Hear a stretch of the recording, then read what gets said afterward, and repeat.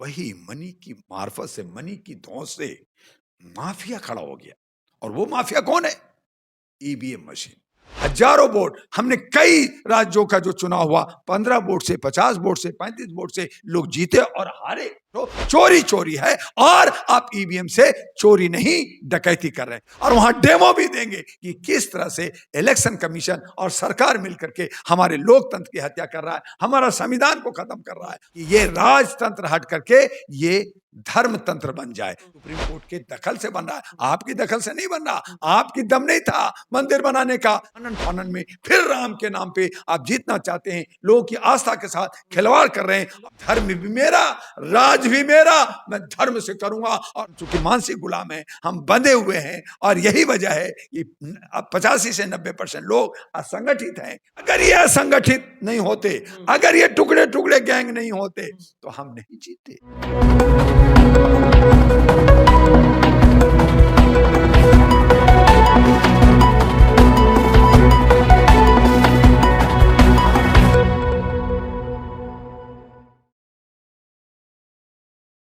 नमस्कार, मैं मोन्टू राजा anti corruption India से स्वागत है आपका। तमाम जो सोशल मीडिया है वो बहुत ज्यादा प्रभाव इस समय छोड़ रही है, क्योंकि आगामी चुनाव है और सोशल मीडिया पे दो अहम मुद्दे चल रहे हैं। एक है धर्म से जुड़ा राम मंदिर और दूसरा है बाइकॉट ईवीएम।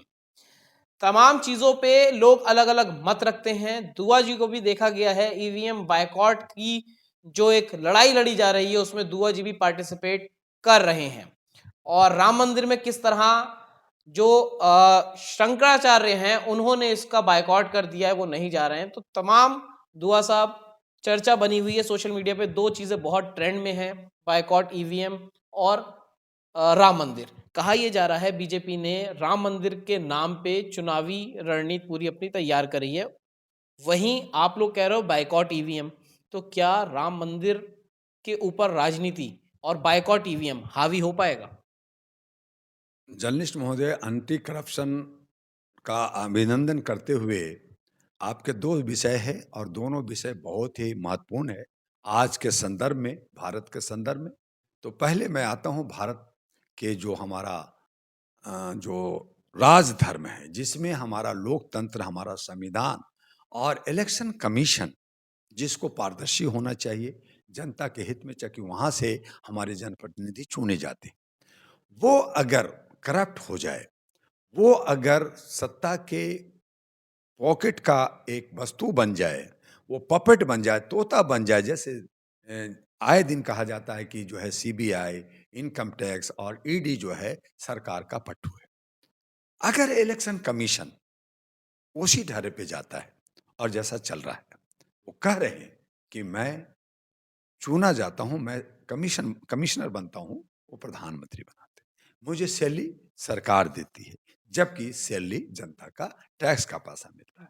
तो ऐसी सूरत में जब इलेक्शन कमीशन में चोरी हो, धांधली हो, और सरकार अपने सत्ता को बचाने के लिए, मैं आपके चैनल से कहना चाहता हूं इसको थोड़ा सा, कि मनी की जोड़, मनी की धमाक, कि तुम्हें इतना करोड़ इतना दे देंगे, एक इतना पैकेज दे देंगे। तो मनी और माफिया, पहले इलेक्शन जो होता था वो बैलेट से होता था, तब कहते थे जी कुछ चोरी हो रही है जगह जगह। तो अब हमारे यहाँ सिक्योरिटी है, इंटेलिजेंस है, हम काफी डेवलप किए हैं। अब उस पर जो है बुलडोजर चल रहा है, उन बदमाशों को पकड़ा भी जा रहा है। और कहीं कहीं होता था, और उसका बार बार आप जो है बैलेट को चुनाव में आप काउंटिंग कर सकते हैं, चेक कर सकते थे।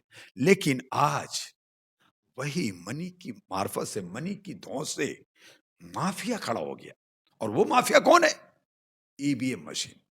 ईवीएम मशीन माफिया है। अब तो ये ईवीएम डॉन मशीन, हो गया। ईवीएम मशीन को जगह जगह इलेक्शन कमीशन लेके जा रहा है, डेमोन्स्ट्रेशन दे रहा है जनता के सामने। नहीं दे रहे हैं, ये गलत कर रहे हैं, भ्रमित कर रहे हैं। जैसे धर्म की चाशनी आप राम को ला रहे हैं, वो मैं अभी बात करूंगा। आपने राम की बात की, अयोध्या की बात किया, लेकिन पहले ईवीएम को क्लियर कर दूं कि ईवीएम का ये ढकोसला कर रहे हैं। अगर ये सच है तो सुप्रीम कोर्ट के चीफ जस्टिस, हाई कोर्ट के चीफ जस्टिस और दो चार जो संस्थाएं, जो बड़ी संस्थाएं हैं, उनके प्रधान को और आपके ऑफिसर को एक जगह 10-20 लोगों को बैठाएं, 50 ईवीएम को रखें, जो एक्सपर्ट उसमें जो बता रहे हैं कि उसमें जो है ऐसे ऐसे बदलाव होती है, उसमें व्हाइट शीशा है, उसमें ब्लैक शीशा कर दिया गया है और 7 मिनट के अंदर ये सारा गेम होता है। तो ये डेमो देने के लिए तैयार हैं और वो डेमो देने वाले कह रहे हैं कि अगर हम फेल हुए या जो आपने कहा कि हमारे वकील लोग, हम लोग 2020 से ये मांग कर रहे हैं लगातार, लेकिन कहीं ना कहीं कि भाई शायद सही है या गलत है, तो हम लोग थोड़ा सा लचीला रहे और यही वजह है कि आज विपक्ष भी लचीलापन अपना रही है। जहां जीत जाती है वो खामोश हो जाती है, जहां हार जाती है वो कहती है ईवीएम का ठिकरा फोड़ देती है। लेकिन ईवीएम में चोरी है। ईवीएम के बनाने वाला जो जर्मन के जो इंजीनियर है, जो जापान के इंजीनियर है और अमेरिका के इंजीनियर ने कहा कि ईवीएम में बदलाव और चोरी पूरा संभव है, तब इलेक्शन कमीशन। अगर 1-2% होता है तो, और 1-2% एक वोट से किसी की तकदीर लिखी जाती है। कोई जो है एमपी और एमएलए बनता है और आप अगर हजारों वोट, हमने कई राज्यों का जो चुनाव हुआ 15 वोट से, 50 वोट से, 35 वोट से लोग जीते और हारे, और आप हजारों वोट को कहते हैं ऐसा तो उतना तो होगा। आप थोड़ा सा मिर्च मसाला थोड़ा सा तो लग जाता है। तो ये चोरी चाहे 1 रुपया का हो या 100 रुपया का हो, चाहे 1 वोट का हो, चाहे 1 लाख का वोट हो, चोरी चोरी है और आप ईवीएम से चोरी नहीं डकैती कर रहे हैं। तब मैंने कहा मनी, पैसे की धौंस और माफिया, जो आपका जो है ईवीएम मशीन, जो आपने उसको गुंडा, बदमाश, डॉन और माफिया बना दिया है। और तीसरा एम कौन है भाई? तो जब आपने ये सब चोरी कर रहे हैं तो जनता को दिग्भ्रमित करने के लिए, जनता को परोसने के लिए आपने जो हमारा मीडिया M3M, जो हमें दशा दिशा देती थी, जो हमें एक जन क्रांति बनाती थी, देश के उद्देश्यों और परियोजनाओं को, और कहां गरीबी, कहां बेरोजगारी, कहां भिखमरी, कहां हमारा जो है शोषण दोहन हो रहा, कहां हमारा सुरक्षा नहीं मिल रहा, इस पे जो हमारी मीडिया काम करती थी, आज सरकार के तोते की तरह टाई टाई करते रहती है, बाकी कुछ नहीं। तो ट्रिपल एम बता रहे हैं दुआ जी, कह रहे हैं ये 3M, ट्रिपल एम की पूरी राजनीति और रणनीति तैयार की जा रही है। अब ये बताइए, आप लोग आवाज उठाते हैं, तमाम बार देखा तुरंत पुलिस डिटेन कर लेती है, कौन सुनेगा आप लोगों की? देखिए ये अभी क्या है कि हमने कहा अपने वकील साथियों से कहा, चूंकि मैं नालसा का से जुड़ा, सभी मैं भी लॉ से ही जुड़ा हुआ हूँ, तो मैंने सभी को कहा कि देखिए 2-4 लोगों की नहीं, ये जनता की एक आवाज है। ये आंदोलन सभी को करना होगा और सबको मिल के करना होगा। इसके लिए ईगो आपको हटाना होगा। आप रणनीति खाली अकेले 1-2 मिल करके बनाएंगे और लोगों को साथ नहीं लेंगे, दुआ का दुआ और इंजेक्शन नहीं चाहिए, तो फिर कहीं न कहीं आप गलत कर रहे हैं। और इसीलिए कि ये जो है क्या पता कि पुलिस से बात करके आप डिटेन करा करके आपने कहा कि चलो इतना हो गया, सोशल मीडिया ने दिखा दिया। चूँकि सोशल मीडिया आजकल जान है, आपका स्ट्रीम मीडिया तो दिखा नहीं रहा, स्ट्रीम मीडिया तो आ नहीं रहा, तो इसलिए हम लोगों ने इसको हर भारत के तमाम राज्यों में इसका आंदोलन छेड़ रहे हैं। लगातार प्रोग्राम इस पे हो रहा है और 31 जनवरी जो आ रहा है, उस पे हम भारत के तमाम जिलों से करीब 2 लाख लोग, और उसमें हमारे मेसराम जी भी हैं, जिसमें हमारे राष्ट्रीय परिवर्तन मोर्चा है, राष्ट्रीय महागठबंधन है और भी बहुत सारे भारत मोर्चा है, तो बहुत सारे मोर्चा मिल करके, और हम कह रहे हैं कि ये आंदोलन जनता का है और इसमें कोई लीडर नहीं है, लेकिन सब साथ दें, सभी बैनर पोस्टर लेके आते आए। डॉक्टर दुआ कोई बैनर पोस्टर नहीं लगाना चाहता, लेकिन मैं इसमें हम भूमिका निभा रहा हूं और 31 जनवरी को हम लोग जो है इलेक्शन कमीशन को घेरेंगे, दबाव बनाएंगे और वहां से फिर हम लोग जंतर मंतर पे आकर के पूरा कार्यक्रम करके जनता से, पब्लिक से और सारे मीडिया से रूबरू होकर बताएंगे कि किस तरह से, और वहां डेमो भी देंगे कि किस तरह से इलेक्शन कमीशन और सरकार मिलकर के हमारे लोकतंत्र की हत्या कर रहा है, हमारा संविधान को खत्म कर रहा है और ये मनोबदी लाना चाह रहे हैं और ये चाहते हैं कि ये राजतंत्र हट करके ये धर्म तंत्र बन जाए। धर्म बना करके आपका दूसरा जो विषय, ये तो चोरी हो रहा है, इसको ठीक करना। कि आपने कहा धर्म तंत्र करना चाह रहे हैं, जो धर्म के 4 शंकराचार्य हैं, उन्होंने कहा कि धर्म के खिलाफ हो रहा है, मंदिर पूरा नहीं हुआ है, उसके बाद भी मोदी जी कर रहे हैं, तमाम भक्त भी वहां जा रहे हैं, जो जिस तरह से एक उत्सव दिखाया जा रहा है, लोग वो ही मना रहे हैं, धर्म के ऊपर नहीं है चीज, मोदी के ऊपर हो रही है। हम भारत के लोग जो है जंगलों में रहे, आदिवासी रहे, हम पिछड़े रहे, बंदर से फिर बने, और हम इस तरह से हमारी जो है ये सभ्यता है। हम लोग 1500-2000 सालों से गुलाम रहे, कभी राजाओं के रहे, कभी मुगलों के रहे, कभी अंग्रेजों के रहे। आज हम काले कौवा अंग्रेजी के औलाद को हम गुलाम हैं, और कहीं न कहीं इन्होंने जो है, जो परोस रहे हैं, जो इन्होंने जो सिस्टम बना रखा है, जो 3.5% लोग जो बड़ा तथाकथित तरीके से, टेक्निकल तरीके से हमारे बीच में इंजेक्शन, जैसे आपको बहुत सारी बीमारी हो जाए तो आपका एक एंटीबायोटिक दिया जाता है जिससे आप ठीक हो सकें, या आपको एलर्जी है तो ठीक हो सके। तो ये लोग सभी जगह घुस कर करके और हमारे बीच में कहते हैं, मैं तुम्हें हिंदू राष्ट्र दे रहा हूं, मैं तुम्हारे लिए राज कर रहा हूं, मैं तुम्हें 5 किलो चावल दे रहा हूं, मैं तुम्हें ये दे रहा हूं। तो ये सारा लॉलीपॉप देते आपके रहते पास हैं। कौन सा और धर्म एंटीबायोटिक क्या है? था? देखिए, आपने कहा अभी धर्म की बात कर रहे हैं, तो धर्म की चाशनी, चूंकि हर आदमी आस्था होता है। राम जो त्रेता युग में थे, राम की जो है, भारत के अंदर लाखों मंदिर हैं, और 2-4 मंदिर बन जाए उसमें कोई दिक्कत नहीं है।